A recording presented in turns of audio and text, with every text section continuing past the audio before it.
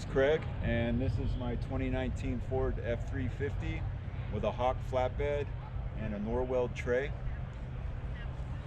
Start off in the front here. I just added this CB for a local group that uses them, and got a leveling kit with the Toyo Cross Country 35-inch and the King shocks 2.5 and the Icon dual rate springs. The rock sliders, those are fabricated for me by Cali Fabrication, and they're out of Sacramento, California. And he does really nice work. This is a aluminum flatbed tray from Norweld. They're out of Australia. And added the fuel can carriers. Those are adventure trailers, and of course the Max tracks. I added the WeBoost cell phone booster, and then Cali Fabrication again did this spare tire cover for me in the back. Chance fabricated that up, and that kind of tidies up the whole back end and makes it look a lot better. There's 320 watts of solar up on the roof, like about 250, 280 amp hours of battery inside.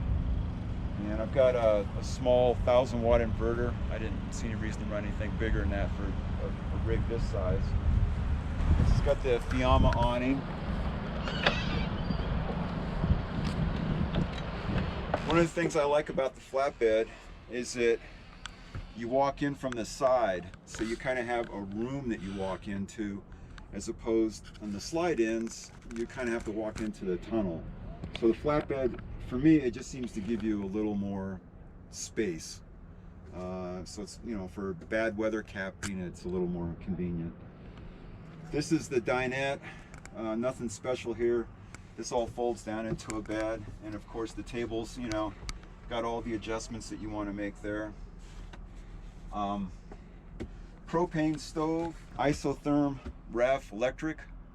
Everyone's kind of getting away from the three-way propane AC/DCs and going with the isotherm electrics. Just not as much to worry about there. And sink, hot water. It's I think an 8-gallon hot water heater, and it's got the Overland MPPT controller and propane heater. One thing I would recommend if you're going to build up a rig like this is go with the Max Air, and the reason being is that you can run this thing when it's raining and you don't need to have an extra cover on it, and it's temperature sensitive like the other ones.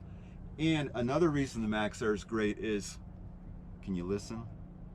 It's dead quiet. And they also run a proper, like a voltage divider network on the speeds, so when you're using less fan, you're drawing less power. A lot of fans, if you drop the speed, you watch your power usage and it doesn't change. So the Max Air actually save you energy as well if you're running just a low speed fan type situation.